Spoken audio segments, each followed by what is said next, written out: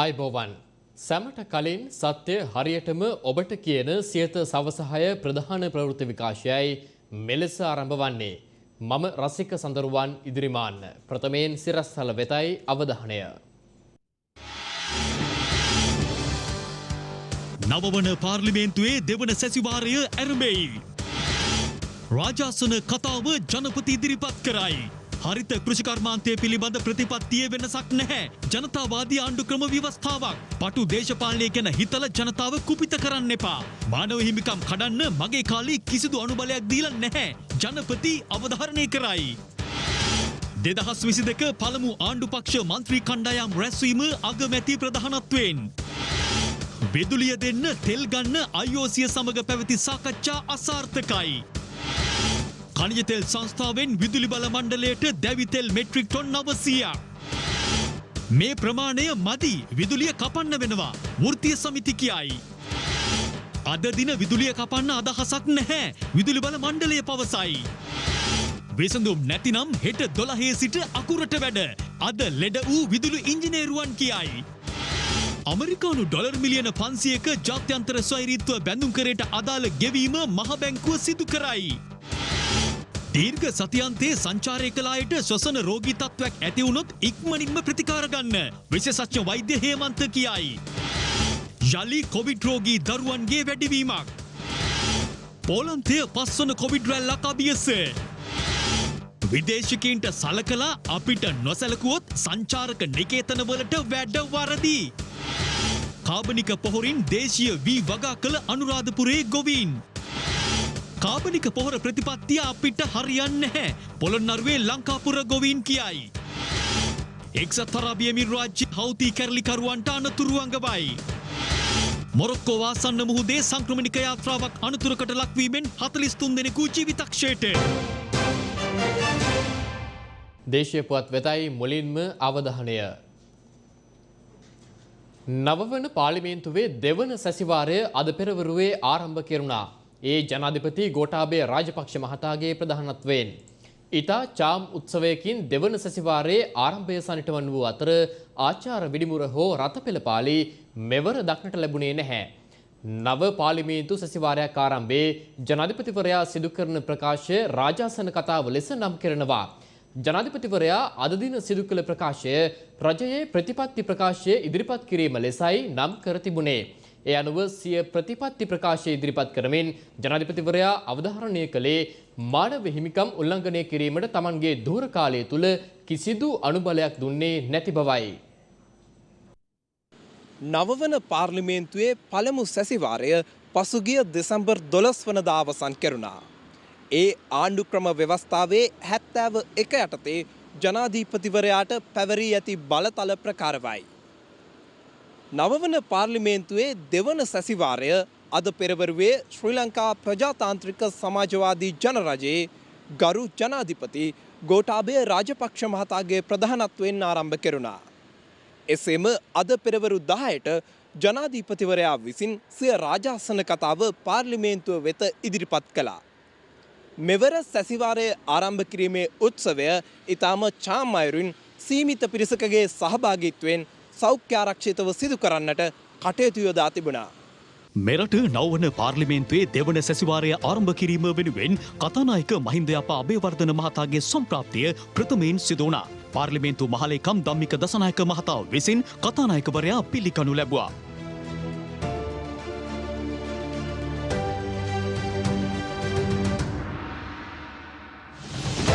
ඉන් අනතුරුව අග්‍රාමාත්‍ය මහින්ද රාජපක්ෂ මහතාගේ සම්ප්‍රාප්තිය සිදු වුණා.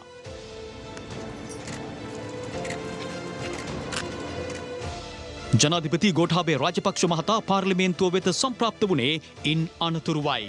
මේ නවවන පාර්ලිමේන්තුවේ දෙවැනි සැසිවාරය විවෘත කිරීම වෙනුවෙන් ශ්‍රී ලංකා ප්‍රජාතාන්ත්‍රික සමාජවාදී ජනරජයේ අතිගරු ජනාධිපති ගෝඨාභය රාජපක්ෂ මැතිතුමා පාර්ලිමේන්තු පරිශ්‍රයට සම්ප්‍රාප්ත වනු ලැබුවා.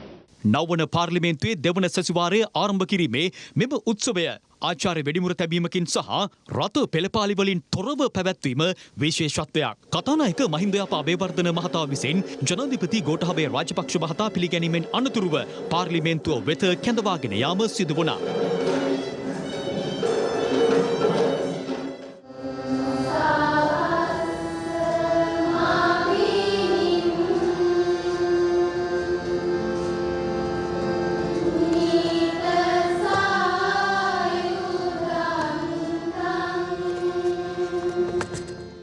ජනාධිපතිවරයා ඇතුළු ආරාධිතයින් පාර්ලිමේන්තු සභාගර්භය වෙත පැමිණීමෙන් අනතුරුව රාජාසන කතාව පැවැත්වීම සඳහා වන කටයුතු සූදානම් කෙරුණා.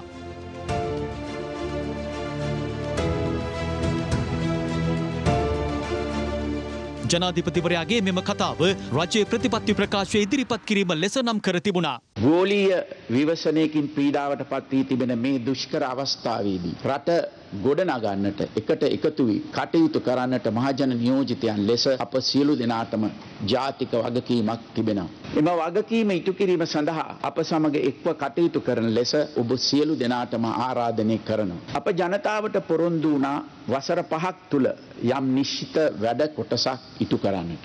ඉන් මුල් වසර දෙක තුල ගෝලීය කොරෝනා වසංගතය නිසා අපට විශාල බාධාවන්ට මුහුණ දෙන්නට සිදු වුවත් අපේ මූලික වගකීම් ඉටු කිරීම අප කිසිවිටක අමතක කළේ හෝ පැහැර හැරියේ නැහැ. මේ වෙනකොට අපේ රජයේ දාතික ආරක්ෂාව සුරක්ෂිත කොට තිබෙනවා. අද ජනතාවට ත්‍රස්තවාදය ගැන බියක් නැහැ. මත්ද්‍රව්‍ය උදුර සම්පූර්ණයෙන්ම තුරන් කිරීම සඳහා ආරම්භ කළ වැඩපිළිවෙල අප දිගටම ක්‍රියාත්මක කරනවා. අසල් වැසි රටවල බුද්ධි අංශයන් මේ සඳහා අවශ්‍ය තොරතුරු අපිට ලබා දෙනවා. පොලිසිය තුලත් අප ප්‍රතිසංස්කරණ රාශියක් ආරම්භ කළා. මා වගකීමෙන් කියනවා මගේ පාලන කාලය තුල කිසිදු ආකාරයක මානව හිමිකම් කඩකිරීමකට රජය අනුබල දී නැහැ. ඒ වගේම ඉදිරියේදී එවැනි ක්‍රියාවන් සිදුවන්නට අප ඉඩ තබන්නේත් නැහැ. අප එවැනි ක්‍රියා කිසිසේත්ම අනුමත කරන්නේත් නැහැ. දැන් අපට අවශ්‍ය වන්නේ ඉතිහාසයේ අඳුරු මතකයන් ඉවතලා සෑම ජන කොටසකටම සාමීන් සහ සාජීවයෙන් ජීවත් විය හැකි සුරක්ෂිත රටක් ගොඩනැගීමටයි.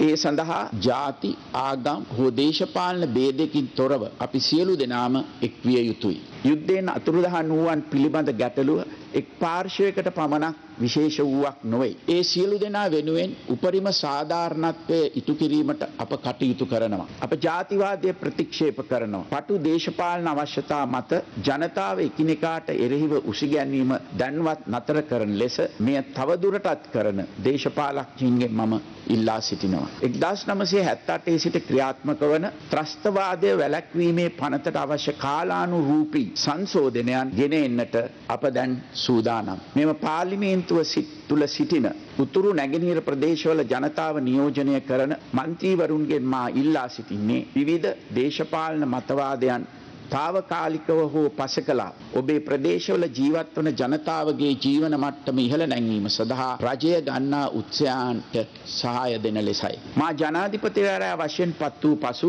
අධිකරණයේ නීතිපති දෙපාර්තමේන්තුවේ පත්වීම් කිසිවිටක දේශපාලනීකරණය කළේ නැහැ. පුළුල් ලෙස ජනතා අදහස් විමසමින් ජනතාවාදී ආණ්ඩුක්‍රම ව්‍යවස්ථාවක මූලික කෙටුම්පතක් සකස් කිරීම සඳහා කැබිනට් මණ්ඩලයේ අනුමැතිය සහිතව මා විසින් ව්‍යවස්ථා සම්පාදක උපදේශක කමිටුවක් පත් කරනු ලැබුවා. මෙම කමිටුවේ යෝජනා පුළුල් සාකච්ඡාවක් සඳහා කැබිනට් මණ්ඩලයට හා පාර්ලිමේන්තුවට ඉදිරිපත් කරන්නට මම බලාපොරොත්තු වෙනවා. 2022 වසර ආරම්භයේදීම ජනතාව වෙනුවෙන් රුපියල් බිලියන 229ක සහන පැකේජයක් හඳුන්වා දෙන්නට රජය තීරණය කර තිබෙනවා. විශාල ආර්ථික අභියෝග මැද්දේ වුණත් මේ සහන ලබා දෙන්නේ රජයේ ජනතාවගේ ප්‍රශ්න ගැන සංවේදී නිසා. වස විසෙන් තොර හරිත කෘෂි කර්මාන්තයක් සඳහා අපගත් ප්‍රතිපත්තිය ක්‍රියාත්මක කිරීමේදී අපිට යම් ගැටලු වලට මුහුණ දෙන්නට සිදු වුණා. අපේ අරමුණ හා සැලැස්ම හරියාකාරීව sannivedanaya නොවීම නිසා වැඩපිළිවෙල හඳුන්වා දීමේදී ඇති වූ යම් යම් ප්‍රායෝගික ගැටලු දේශපාලනීකරණය වූ නිසා මේ සම්බන්ධයෙන් වැරදි වැටහීමක් ඇති වුණා.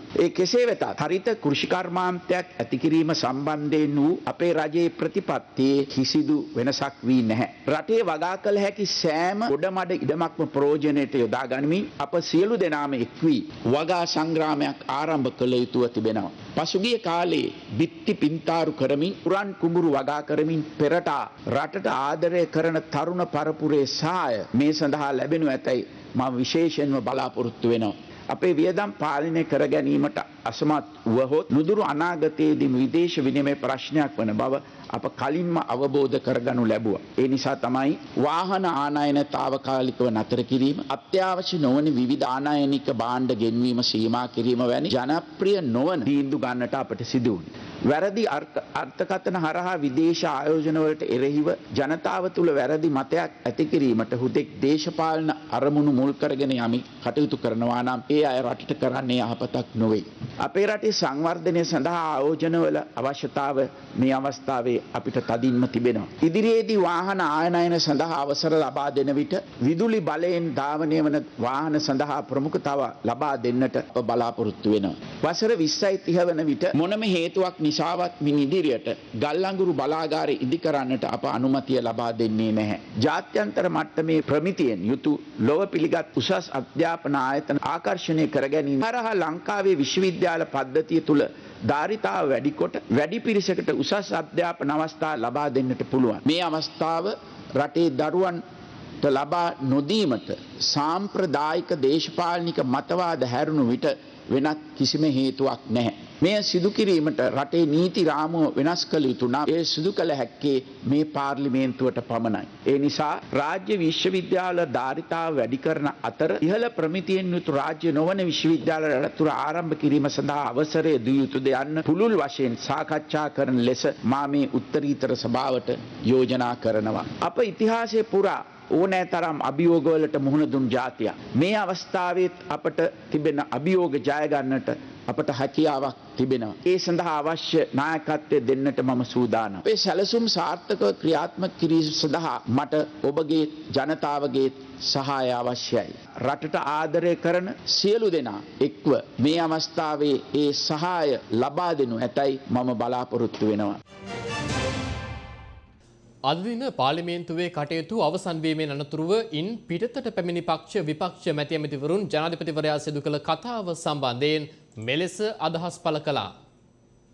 රටේ ආදරණීය ජනතාවගෙන් ඉල්ලන්නේ අපි ගැන විශ්වාසය තියාගන්න ජනාධිපතිතුමා ගැන විශ්වාසය තියාගන්න මේ රට ඒ ගෙනියන්න ඕන දණ්ඩ අපි අනිවාර්යයෙන්ම අරගෙන. ජනාධිපතිතුමා ජාතික ආරක්ෂාව ගැන කතා කරා. නමුත් පාක්ෂික ප්‍රහාරය පිළිබඳව කිසිම සඳහනක් නැහැ. ආගමික ස්ථානවල මෙහෙම බෝම්බ තියෙනකොට ග්‍රෙනේඩ් තියෙනකොට කොහොමද ජාතික ආරක්ෂාව කොහොමද තහවුරු කරන්න කියලා තමයි අපේ ප්‍රශ්නේ වෙලා තියෙන්නේ. ඉස්සර කිව්වා ජාතික ආර්ථිකය ගොඩනගනවායි කියලා අද කියනවා විදේශ ආයෝජනයක් නැතුව සුද්ධ නැතුව රට දියුණු කරන්න බෑ කියලා. දැන් අධ්‍යාපනයත් විකුණන්න යනවා කියන තැන කතා කරලා තියෙනවා. ප්‍රතිපත්තියක් නැති ආණ්ඩුවක්. ඉතින් අද මිනිස්සුන්ගේ දුකට කතා කරේ නෑනේ. රට අවුරුදු දෙකක් තුළ විශාල කඩාගෙන වැටීමකට ලක් වෙලා තිබෙනවා. එහෙම අවස්ථාවක් කළ යුතුව තිබෙන්නේ කොහොමද රට ගොඩගන්නේ කියන ප්‍රකාශනයක් කිරීම. ඒවක් කිසිවකටත් පිළිතුරක් මේ රාජස්වන කතාවේ තිබුණේ නැහැ. තාවහන් හිටියේ නෑ. මට දැනුණා මම ඉන්නේ වෙන ලෝකයක. ජනාධිපතිතුමා නිින්දෙන් අවදි වුණා. ඉදිරි අවුරුදු තුන ඔය කියන කරන කාරණේ එකක් හෝ කර ගැනීම සඳහා ගෝඨාභය රාජපක්ෂ මහත්තයාට පුළුවන්කමක් රටේ ජනතාව දුක් විඳිනවා. තුන් වේල කන්න විදියක් නෑ. ගෑස් පුපුරනවා දැන් හෙට අනිද්දා වෙනකොට තෙල් නෑ. තෙල් නැති ගෙට විදුලිය නෑ. විදුලිය හේතු වෙනවා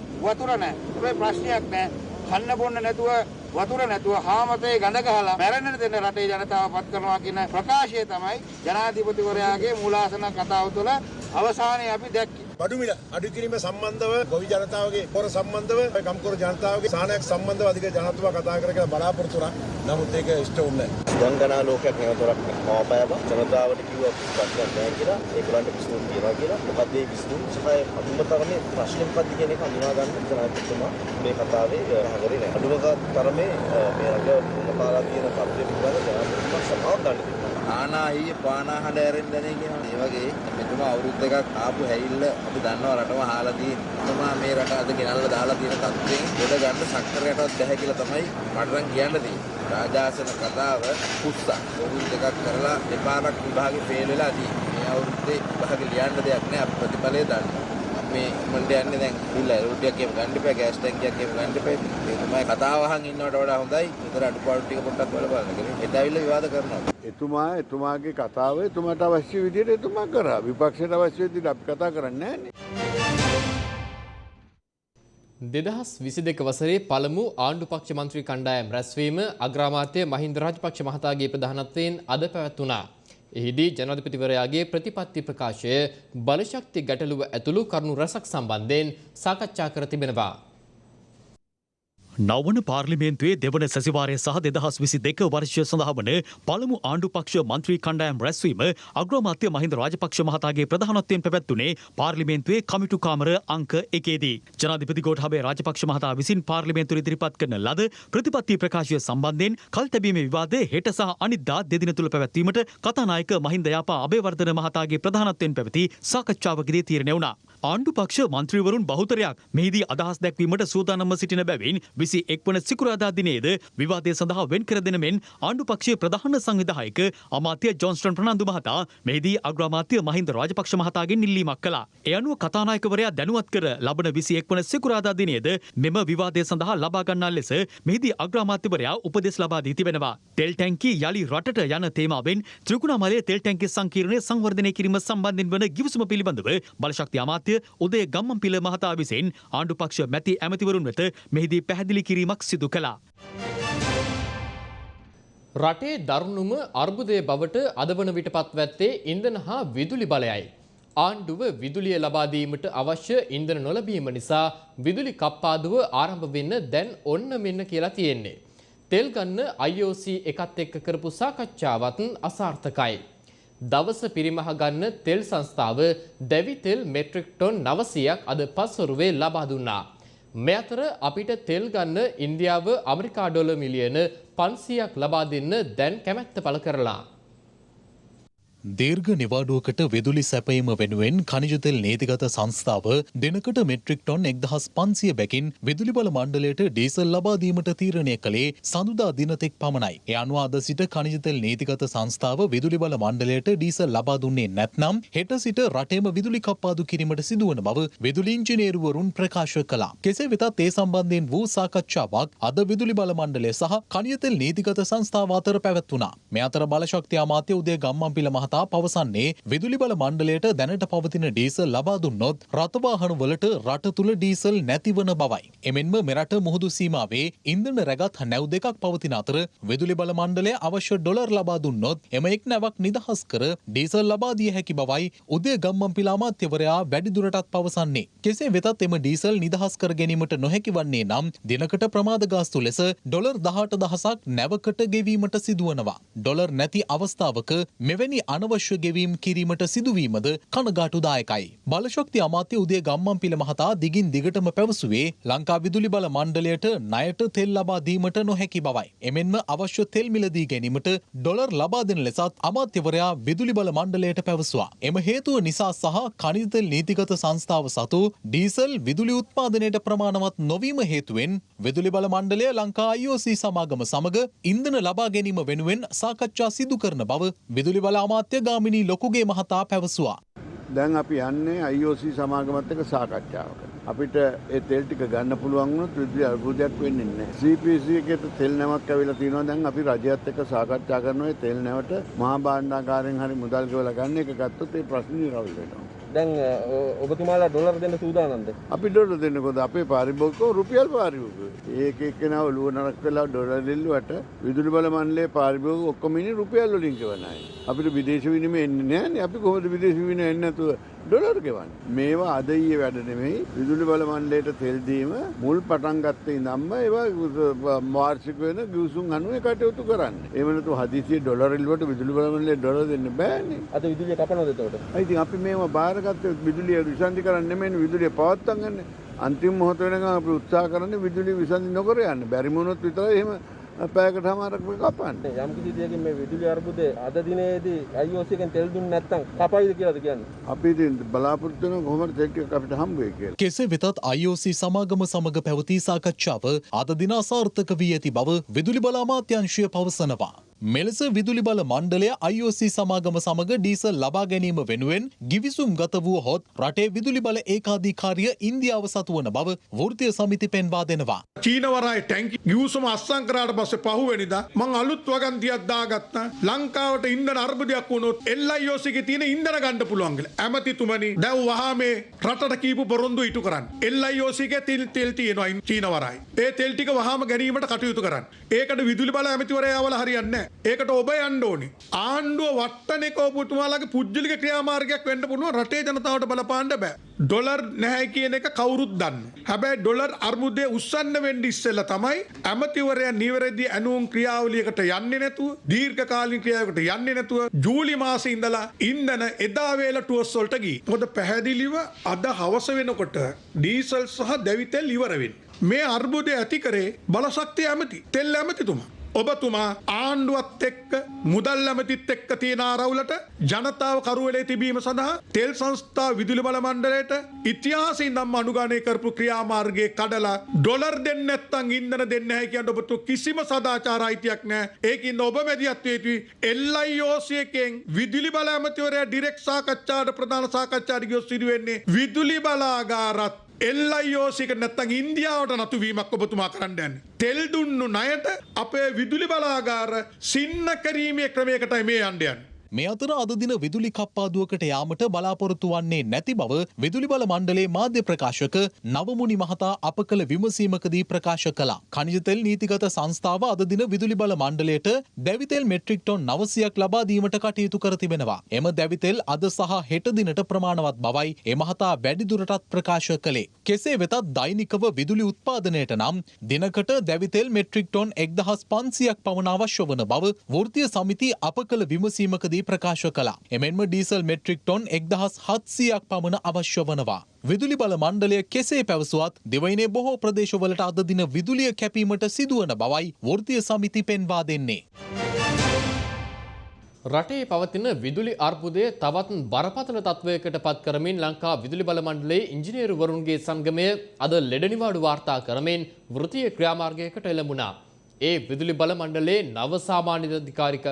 නව සාමාන්‍ය අධිකාරීවරයාට විරෝධය පළ කරමින් මේ අතර විදුලි බල මණ්ඩල සාමාන්‍ය අධිකාරීවරයා පවසන්නේ තමන් තනතුරට පත් වූයේ නීත්‍යානුකූලව බවයි.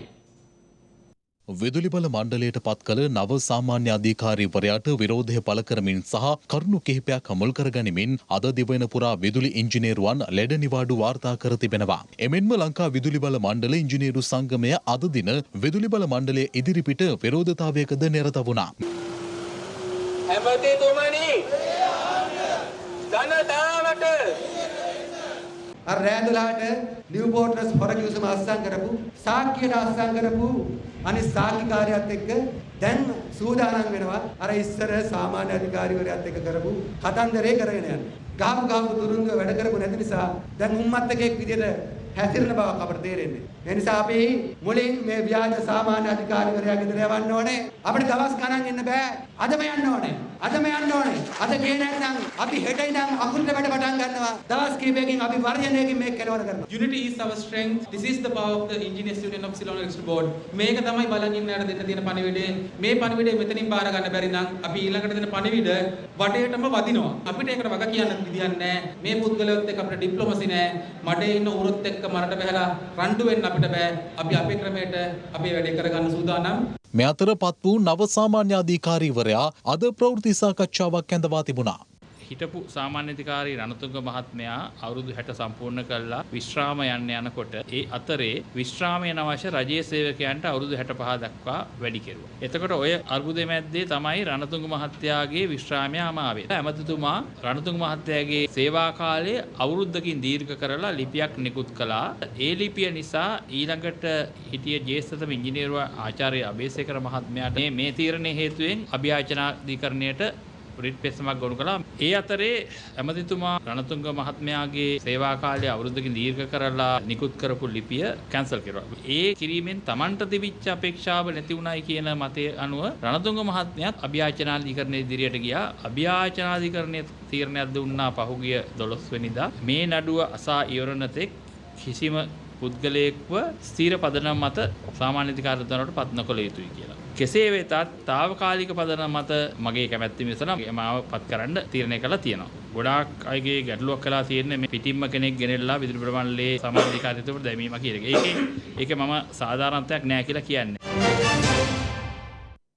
අද දිනෙන් කල්පිරණ විදේශ සෛරීත්ව බැදුම් කර සඳහා අමරිකන් ඩොලර් මිලියන 500ක ගෙවීමක් සිදු කළ බව මහ බැංකු අධිපති අජිත් නිවාඩ් කබ්‍රාල් මහතා පවසනවා.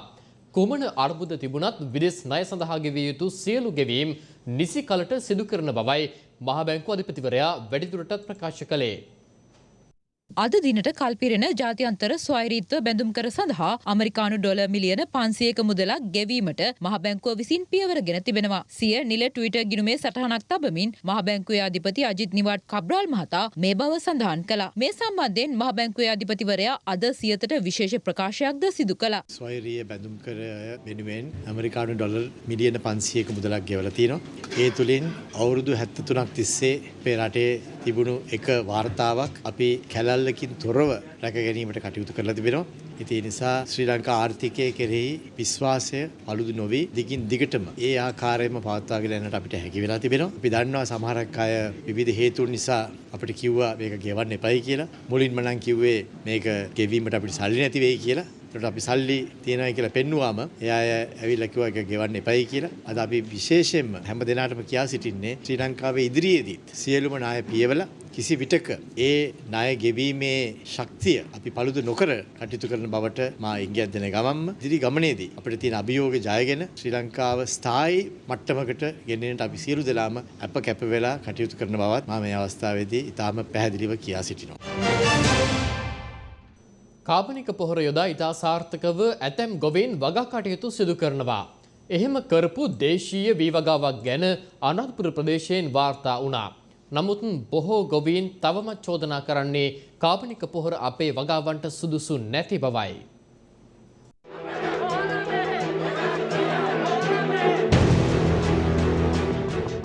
රසායනික පොහොර වෙනුවට කාබනික පොහොර භාවිත කර වගා කටයුතු සිදු කරන්න කියලා කෘෂිකර්ම බලධාරීන් ගොවීන්ට කිව්වා. ඒත් ගොවීන් දිගින් දිගටම කිව්වේ රසායනික පොහොර තරම් කාබනික පොහොරෙන් අස්වැන්න ගන්න බැහැ කියලයි. රජයේ කාබනික පොහොර ප්‍රතිපත්තියට අනුව ඇතැම් ගොවීන් වගා කටයුතු ආරම්භ කළා. මේ පොළොන්නරුව වැලිඇල ගම්මානය කෘෂිකර්මාන්තයේ මූලික කරගත් මෙම ගම්වාසීන්ගේ එකම ජීවනෝපාය වන්නේ කුඹුරු ගොවිතැනයි. පරාක්‍රම සමුද්‍රය ව්‍යාපාරයේ යටතේ රජයෙන් ලබා දුන් කාබනික පොහොර සහ දියර පොහොර යොදා ගනිමින් ලංකාපුර වැලිඇල ප්‍රදේශයේ ගොවීන් වගා කටයුතු ආරම්භ කළා. දැන් වගාවට මාස 5ක් ගත වී තිබුණත් ගොයම් ගස්වල කිසිදු වර්ධනයක් නැති බවයි ගොවීන් චෝදනා කරන්නේ. මේ නිසා ගොවි ජනතාව පත් වී ඇත්තේ දැඩි අපහසුතාවයකටයි. මේකට අපි වන්දියක් බලාපොරොත්තු වෙන ඉදිරියට අපි ගොයියෝ විශ්වාසයෙන් මහ පාරට බහිනු අනිවාර්යයෙන්ම තව සතියක් දෙකක් යනකොට මේ ගොයම් පූදින්න ගන්නකොට මේ අතේ තියෙන මේ බෝතල් තුන විතර රුපියල් 3500කට වැඩි ගිහිල්ලා තියෙනවා. එක දවසේ වැඩ කරපු එකම කුඹුර. මේක කාබනික මේක රසායනික. ඒතකොට දෙක දෙපැත්තට දාලා එක දවසේ වපුරපු වගේ මේ තියෙනවා රසායනික පොර ගහපු ගොයම. මේ කාබනික පොර වලින් කරන කුඹුර. ගොවියා ගැන හිතන්නේ මේ 225 කෙට්ටුවක් බැවුම් ඔය 225ම දියවන්නාට දාන්න ඕනේ කිඹුල්ලුන්ට කන්න. මේ අතර කාබනික වගාවේදී දේශීය වී වර්ග වගා කර උපරිම හා ගුණාත්මක අස්වැන්නක් ලබාගත හැකි බව අනුරාධපුර ගොවීන් පවසනවා. අනුරාධපුර රඹෑව ගල්කුලම සහ දේවහුව යන ප්‍රදේශවල මහකන්නේ කාබනික වී වගාව නිරීක්ෂණය කිරීම සඳහා කෘෂිකර්ම අමාත්‍යාංශ නිලධාරීන් එම ප්‍රදේශවල සංචාරයක නිරත වුණා. මකර 10ක් වගා කරලා තියෙනවා. 10 එකට දාලා තියෙනවා කිරිනාර. අනිත් එකට දාලා තියෙනවා සුවඳල්. අනිත් එකේ තියෙනවා ගොඩහි නැති. සතුරු වෙන්න පුළුවන් ආදායමක් අපි ගන්නවා. කුසි රසායනික කිසිම දෙයක් දාන්නේ නැහැ. කුසි රසායනික උඩ බාලේවා දුන්නා අරවම දෙන බොරුවට කෑ ගහන්නේ. මෝඩ මිනිස්සු. මේ මිනිස්සුගේ මොලේ පරිස්සම් ගන්න නැත්තටම. ඇට සම්පූර්ණයි කරල සම්පූර්ණයි. දැන් මේ කරල සම්පූර්ණයෙන්ම ඇවිල්ලා තියෙන්නේ. මේ මල් පූදින වෙලාව මේ සාර්ථකයි කියලා මට හිතෙනවා. දැන් මොකක් අපි කරලා පුරුද්ද තියෙනවනේ. කාබනික ගොවිතැන කියන්නේ රටේ කරන්න පුළුවන් දෙයක්. ජනාධිපතිතුමා මේක අතෑරියත් මම මේක කරනවා කියන එක මං සපත කරලා කියනවා. උතුරුමැත පළාත් ආණ්ඩුකාර මහිපාල හේරත් මහතා කාබනික පොහොර නිෂ්පාදනය කිරීමට අවශ්‍ය යන්ත්‍රයක් ප්‍රදානය කර තිබෙනවා. කාබනික පොහොර නිෂ්පාදනය කිරීමේ වැඩසටහන ඉතාම සාර්ථක ලෙස ගල්නෑව ප්‍රාදේශීය සභාවේ සිදු කරන බවටයි තොරතුරු වාර්තා වුණේ. තමුත්තේකම විශේෂිත ආර්ථික මධ්‍යස්ථානයේ ඇතැම් එළවලු වල මිල පහත වැටි ඇති බව අප වාර්තාකරු ප්‍රකාශ කළා. ඒ දවස් ටිකේ නිවාඩු දවස් තිබෙන හින්දා ආපු ප්‍රමාණය අලෙවි වුණා. කෙසේ වෙතත් ඇතැම් පහත රට සහ උඩරට එළවලු වල මිල යම් ප්‍රමාණයකින් ඉහළ ගොස් ඇති බවයි වාර්තා වුණේ. හෙට බලන්න ඇවිල්ලා අනිවාර්යයෙන් මේක එළවලු නෑ. අද විතරයි ඔය ටිකක් ආවේ. බීලුණු තිබුණේ පහුගිය සති දෙකකට ඉස්සෙල්ලා 130 විතර දැන් අද 190යි. ගෙනෙල්ල විකුණන්න හරි අපහසුයි. ඉතින් හරි අමාරුයි කරගන්න ගෙනෙල්ල බඩු. අනුරාධපුර දිස්ත්‍රික්කයේ මහවැලි ගොවි සංවිධාන නියෝජිතින් එක්ව කලාවැව කඩවර දේවාලයේදී දේව කන්නලව්වක් සහ පොල් ගැසීමක් සිදු කර තිබෙනවා. කඩවර දෙයියන්ට මේ සැරේ අලුත් සාල් මංගල්‍ය පවත්තන්න ගොවියෝ ළඟ අහල් නැහැ. ඉතින් අපි දෙයියන්ට කන්නලව් කරන්නේ මේ ආණ්ඩුවෙන් මේ ගොවියන්ට අවශ්‍ය වන්දි ටික දෙන්න. දෙයියන්ගේ හාල් කැවිලා තියෙන්නේ මේ ආණ්ඩුවේ මැති ඇමතුරුන්ටයි ආණ්ඩුවේ ඉහළ ලොක්කන්ටයි. ඉතින් දෙයියන්ගේ හාල් කැවිච්ච නිසා තමයි කරන දේ අද විනාශ වෙලා තියෙන්නේ. ආණ්ඩුවට කොන්දක් තිබෙනවා නම් ගෑස් පිපිරීම් සම්බන්ධයෙන් පරීක්ෂණයක් සිදු කර අදාළ නිලධාරීන්ව සේවයෙන් පහ කළ යුතු බව විපක්ෂ නායක සජිත් ප්‍රේමදාස මහතා පවසනවා. ඒ ගෑස් පිපිරීම් වලින් විපතටපත් වූවන් සහ ඔවුන්ගේ පවුල්වල සමාජිකයින් අද හමු වූ අවස්ථාවේදී ගෑස් ආශ්‍රිත අනතුරු වලින් විපතට පත් වූවන්ගේ පවුල්වල සමාජිකයින් අද විපක්ෂ නායක සජිත් ප්‍රේමදාස මහතා මුණ ගැසුණා. එහිදී අදාළ පිපිරීම් වලින් මියගිය සහ විපතට පත් වූවන්ගේ පවුල් වෙනුවෙන් මූල්‍ය පරිත්‍යාගයක්ද විපක්ෂ නායකවරයා විසින් සිදු කළා. අපි ගිය සතියේ ගිහිල්ලා බාර දුන්නා වීමට සංදේශයක් බාර දුන්නා. රසත් අරගීමට මෙතුමාට මේ දක්වා කිසිම සම්පයක්. ටෙලිෆෝන් එකකින් සම්බන්ධ කරන්න ලැස්සුණා කිසිම සම්පයක්. මේ ඉන්න ලොක්කෝ ටික ඔක්කොම අපි ගෙදර යවන්න ඕනේ. ජනතා බදු මුදලින් නඩත්තු වෙන සභාපතියව ගෙදර යවා ගන්න බැරි ආණ්ඩුවක් අපිට වැඩක් නැහැ. ආණ්ඩුවට අවධාරණය කරනවා මේ ඔබට දෙන්නේ රතු එළියක්. මම එදා සභාපතිවරුන්ටත් මතක් කරා ගෙදර යන ලෑස්ති වෙලා ඉන්න කියලා. ඔය සමාගම් ඉස්සරහට එනවා කියලා. ඒ සමාගම් ඉස්සරහට යන දවසේ මේ අපේ විපක්ෂ නායකතුමනි වැඩි ඈතක නෙමෙයි. එන්න IBM එකේ සොෆ්ට්වෙයාර් ඉංජිනේර් පළවෙනි අවුරුද්දට මේ මරණෙත් එක්ක එයාට අධ්‍යයන කට කරගන්න හැකියාවක් නැහැ නැතුණා. ප්‍රමුඛවම කියන්නට ඕන මේ ගෑස් ප්‍රශ්නේ මම දකින්නේ සාපරාධී ප්‍රශ්නයක් හැටියට. මේ ප්‍රශ්නය ජනාධිපතිවරයාටවත් අගමැතිවරයාටවත් රජයේ මැති ඇමතිවරුන්ටවත් ආණ්ඩු පක්ෂයේ മന്ത്രിවරුන්ටවත් මුහුණ දෙන්න තියෙන ප්‍රශ්නයක් නෙවෙයි. ඒ අය ජීවත් වන්නේ වෙනම ජීවිතයක්. වෙනම ලෝකෙක ඉන්නේ. මේක දැනෙන්නේ, තේරෙන්නේ, මේකෙන් වද විඳින්නේ මේ රටේ සාමාන්‍ය ජනතාව. මේ වගේ විනාශයක් සිදු වුනහම රජයක වගකීම වන්නේ අඩුම තරමින් හානියටපත් වුණු අයට සාධාරණ මානුෂීය වන්දියක් ලබා දීම නේද? අද මේ මොහොත වෙනකන් තඹ සතයක් ලබා දීලා. මේ හානිවලට ලක්වුණු සියලුම පාරිභෝගිකින්ගේ ඒ අයිතිය වෙනුවෙන් අධිකරණයට ගිහිල්ලා වන්දියක් ලබා ගැනීම සඳහා අපි නොමිලේ නීති ආධාර ලබා දෙන්නට කටයුතු කරනවා.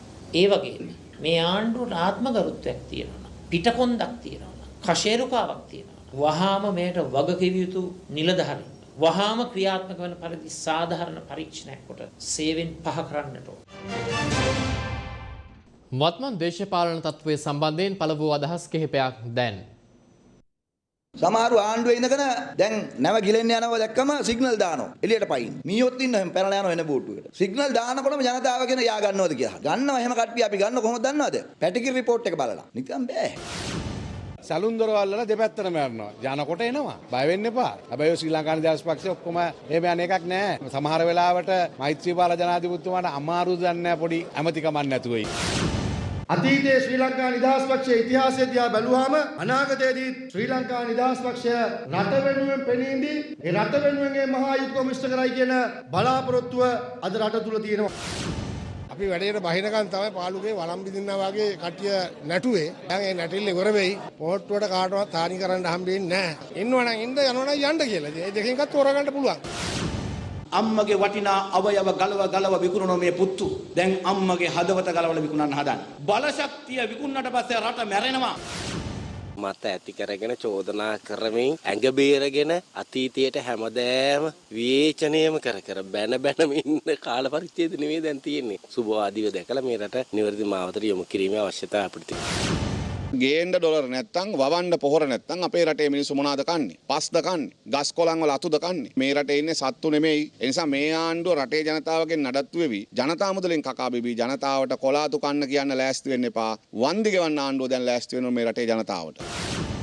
ආණ්ඩුවකට තියෙන්න ඕන දේශීය ප්‍රතිපත්තියක් ජාත්‍යන්තර පිළිබඳ ප්‍රතිපත්තියක්. ඒ ප්‍රතිපත්ති දෙක නැති වුනහම ආණ්ඩු ක්‍රම ව්‍යවස්ථාවට අනුකූලව වැඩ කරන්න ඉන්න රාජ්‍ය ආන්ත්‍රණයට ඊට කරන්න නොහැකි වෙනවා. ඒ රාජ්‍ය නිලධාරීන්ගේ අපොහසත්කම නෙමෙයි. ඒක පාලකයන්ගේ අසමත්කම. දැන් එදා මොනවද කිව්වේ? ගෝඨාභය රාජපක්ෂ මැතිතුමා ගැන කොහොමද බුම්බලා පෙන්වන්නේ? මැන්ඩේලා කිව්වා. මහතිර් මොහොමඩ් කිව්වා. අරයා කිව්වා. මෙයා කිව්වා. හරි දක්ෂයෙක් කිව්වා. පේනවනේ මේ අවුරුදු දෙක කාලය තුළ මේ රට වැටලා තියෙන තත්ත්වය. ඒකයි දක්ෂතාවය. පහුගිය වකවානුව තුල මහින්ද රාජපක්ෂ ජනාධිපතිතුමා පාලන බලයේ ඉන්නකොට එතුමා නියමිත කාලයට කලිනුත් සමහර ඡන්ද තිබ්බා. ඒ වෙලේදී බොහෝ දෙනා එතුමාගෙන් ඇහුවා මේ නියමිත කාලයට කලින් කියන්නේ කියලා. එතුමා කිව්වා මට ඉක්මනින් අවශ්‍ය වෙනවා ජනතාවගේ මතය දැනගන්න. එහෙමනම් ඡන්දේ කල් දාන එක නම් කොහෙත්ම ප්‍රජාතන්ත්‍රවාදයට එකගයි කියලා පිළිගන්න පුළුවන් කමක් නැහැ. ජනාධිපතිතුමා කිව්වේ ජොනි කතා කරන විදිය දැක්කම අපිට ලේ උනනවා කියලා කිව්වනේ. ඒ ලේ උනලා මේ අවුරුදු 3 අපි හොඳට කරනවා හරියට කරනවා කිව්වනේ. යකෝ ඇඟේ ලේ නැතුව මෙහෙම කරනවා නම් ලේ උනුවට පස්සේ කොහොම කරයිද? දැන් රටට මොකද වෙලා තියෙන්නේ? මේ අවුරුදු 3 කොහොම වෙයිද? ඊට හපන් වෙනවා අනිවාර්යයෙන්ම. අපි සෞඛ්‍ය අධ්‍යාපනය හා අත්‍යවශ්‍ය සේවා අඩපණ නොකොට ඒවාට වඩාත් ප්‍රාණයක් මේ කාල පරිච්ඡේද තුළ ලබා දුන්නා. ආණ්ඩුව හදාන්නත් පුළුවන් පෙරලන්නත් පුළුවන් අපි එළියට බැස්සොත් දන්නවනේ අපි වායි හරවන්න බෑ. මෙච්චර කාලයක් අපි පිරිමින්ට බාර දීලා බලන්න දැන් ඒගොල්ලෝ කරගත්තු වැඩි. රට ජාතිය ආගම සහ ඔය කුරහන් චාටකේ අමතක වෙනවා තව මාසයක් වගේ යනකොට බඩගින්න තදින්ම දැනෙන අවස්ථාවක. එහෙම වුණාම රටේ මිනිස්සුම තමයි මේ වර්තමාන ආණ්ඩුවේ ඉන්න පාලකයම ගහලා පන්නන්නේ. අද ඒක පැහැදිලිව පේන තියෙනවා. යන තැන උන්ට විරෝධය දක්වන හූ කියනවා ගහලා පන්නන්න හදනවා. ගත වූ දීර්ඝ සතියන්තය තුළ සංචාරය යෙදුණු පුද්ගලයින්ට ශ්වසන අපහසුතා පවතින්නේ නම් වහාම ප්‍රතිකාර ලබා ගන්නා ලෙස විශේෂඥ වෛද්‍ය හේමන්ත හේරත් මහතා ඉල්ලා සිටිනවා. පවතින තත්ත්වයේ හමුවේ යලිත් කොවිඩ් රැල්ලක අවධානමක් මතුවේ හැකි බවටයි සෞඛ්‍ය අංශ අනතුරු අඟවන්නේ. දැන් කොවිඩ් පිළිබඳ සවිස්තර වාර්තාව. මෙරට දෛනික කොවිඩ් රෝගීන් යළිත් ඉහළ යමින් තිබෙනවා. ගත වූ දීර්ඝ සති අන්තය තුළ පුද්ගල ඒකරාශී වීම හමුවේ කොවිඩ් රෝගීන්ගේ වැඩිවීමක් පෙන්නුම් කරන බවයි සෞඛ්‍ය අංශ පෙන්වා දෙන්නේ. මේ නිවාඩු වලින් පසුව ඉදිරි දින කිහිපය තුළ යම් ආකාරයකට පවුලේ අයට සංචාරයේ යෙදෙන අයට හෝ සංචාරයේ නොයදුනත් පවුලේ ගෙවල් වල ඉන්න අය අතර යම් ආකාරයකට ශ්වසන රෝග තත්ත්වයක් එහෙම මතුවුනොත් හැකි පමණ ඉක්මනින් වෛද්‍ය උපදෙස් ලබාගෙන කොවිඩ් රෝගියෙක්ද නැද්ද කියන එක හඳුනා ගැනීමට කටයුතු කිරීම වැදගත් වෙනවා. කොළඹ රිජ්වේ ආර්යා ළමාරෝහලේ ප්‍රතිකාර ලබන කොවිඩ් රෝගී දරුවන්ගේ සංඛ්‍යාව 31 දක්වා ඉහළ ගොස් තිබෙනවා. එම රෝහලේ පසුගිය සති දෙකට පෙර ප්‍රතිකාර ලැබුවේ දරුවන් 5 දෙනෙකු පමණක් බවයි ළමා රෝග පිළිබඳ විශේෂඥ වෛද්‍ය දීපාල් පෙරේරා මහතා ප්‍රකාශ කළේ. මෙවර ශිෂ්‍යත්ව විභාගය සඳහා වූ සියලු උපකාරක පන්ති දේශන හා සමන්ත්‍රණ අද මධ්‍යම රාත්‍රියේ සිට තහනම් බව අධ්‍යාපන අමාත්‍යාංශය පවසනවා. කොවිඩ් ආසාදිත යම් දරුවෙකු මෙවර ශිෂ්‍යත්ව විභාගයට පෙනී සිටින්නේ නම් ඒ සඳහා විශේෂිත විභාග මධ්‍යස්ථාන 180ක් ස්ථාපිත කර ඇති බවයි සෞඛ්‍ය අංශය ප්‍රකාශ කළේ. මේ අතර ශිෂ්‍යත්ව විභාගය සඳහා මෙන්ම උසස් පෙළ විභාගය සඳහා විශේෂ මාර්ගෝපදේශන මාලාවක් ඉදිරියේදී නිකුත් කරන බවයි විශේෂඥ වෛද්‍ය චිත්‍රමාලි ද සිල්වා මහත්මිය පැවසුවේ.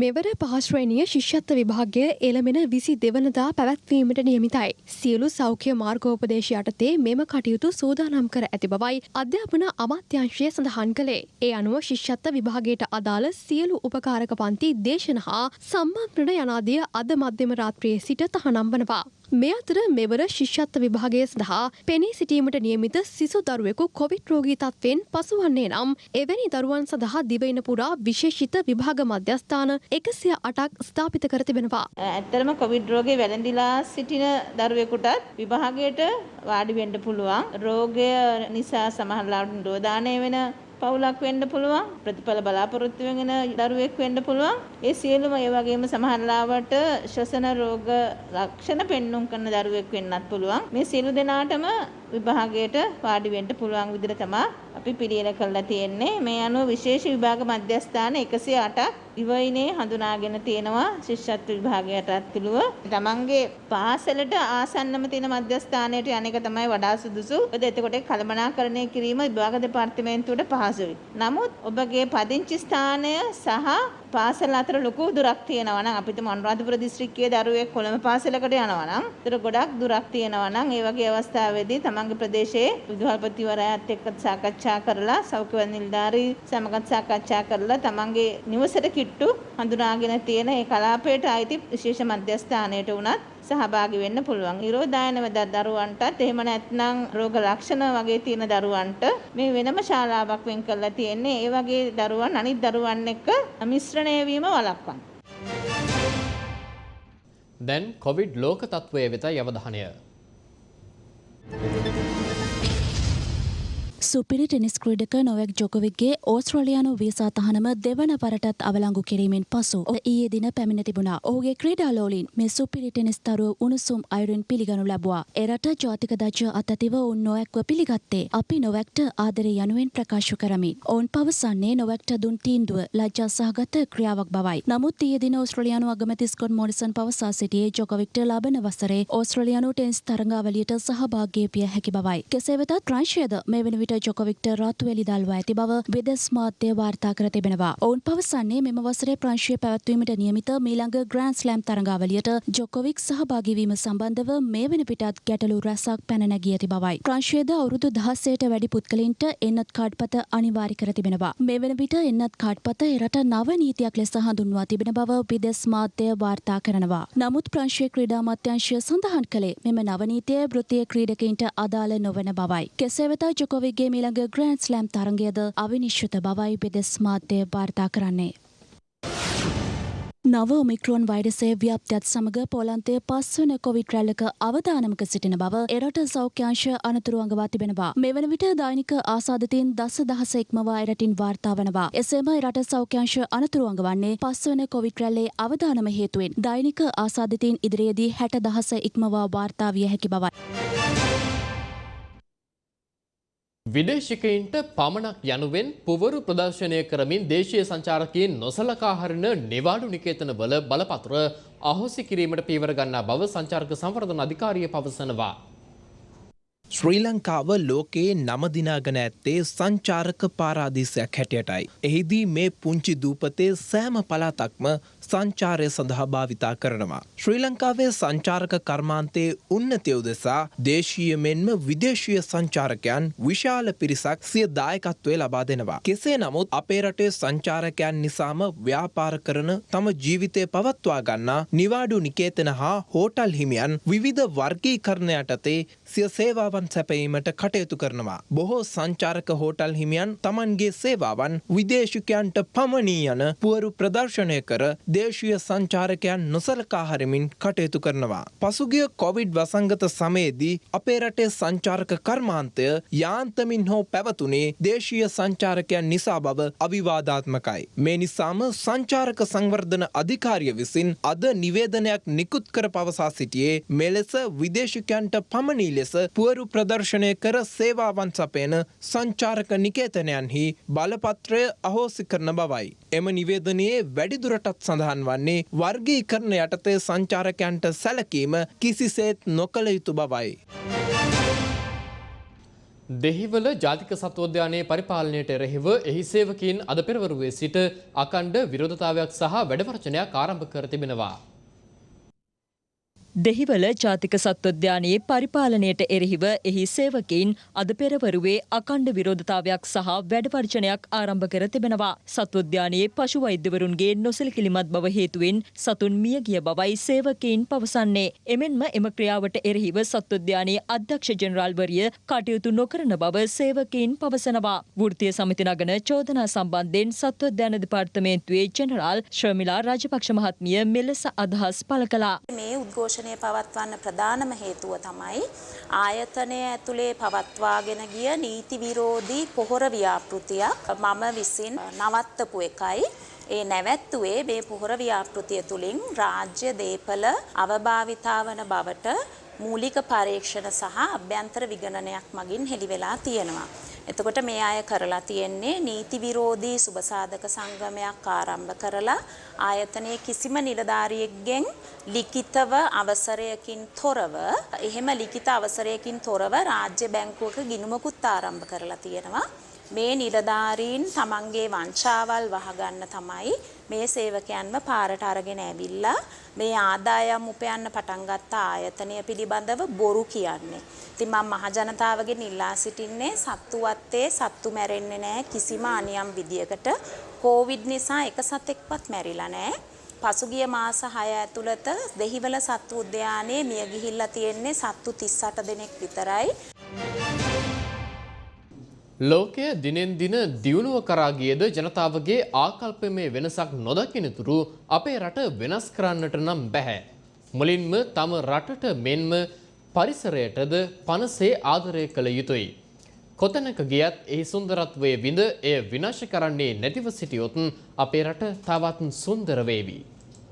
වසර ගණනාවකට පසු අනුරාධපුර නගරයට අති විශාල ජනකායක් පසුගිය දින කිහිපය තුළ පැමිණ තිබුණා. පැමිණි ජනතාව කලකට පසු නිදහස භුක්ති විඳිමින් පූජාබිම් වැඳ පුදාගෙන විනෝද වුණා. පෞරාණික වටිනාකමක් ඇති සිද්ධාස්ථානවල ගරුත්වය කෙලසෙන ආකාරයට ඇතෙමුන් සිය නිදහස භුක්ති විඳින ආකාරයද දක්නට ලැබුණා. නමුත් තම නිදහස ගැන විතරක් සිතූ ඔවුන් පරිසරයේ නිදහස ගැන නම් මොහොතකටවත් සිතුවේ නෑ කියලයි අපට හැඟෙන්නේ. මේ අනුරාධපුර පූජා නගරයේ තැනින් තැන දමා ගොස් තිබූ මුවාවරණයි. අපේ රට වගේම සමස්ත ලෝකයම දරුණු කොවිඩ් වසංගතයට ගොදුරු වී සිටි බවට මේ වන විට ඇතැම් පුද්ගලයින්ට අමතක වී ගිහින්. පූජා නගරයේ කැලිකසල සහ අපද්‍රව්‍ය තැනින් තැන දමා ගොස් තිබුණේ මෙලෙසින්.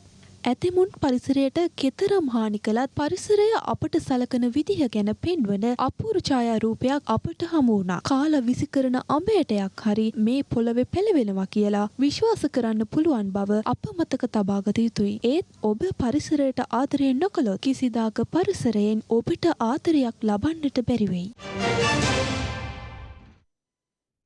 ක්‍රීඩා පුවතකට දැන් අවධානය. ශ්‍රී ලංකාව සහ සිම්බාබ්වේ අතර දෙවන එක්දින තරගය මේ වන විට පැවැත්වෙනවා. එහිදී ප්‍රථමයෙන් පන්දුවට පහර දුන් සිම්බාබ්වේ කණ්ඩායම නියමිත පන්දු වාර 50 අවසානයේ කඩුළු 8ක් දැවී ලකුණු 302ක් රැස් කළා.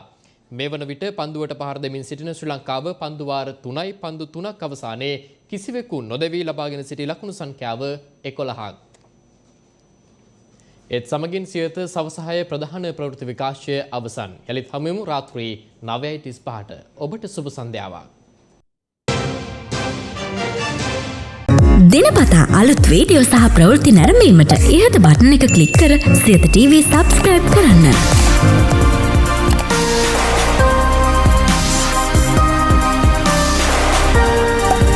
අලුත් වීඩියෝ ගැන මුලින්ම දැනගන්න මෙම සීනුව ක්ලික් කරන්න.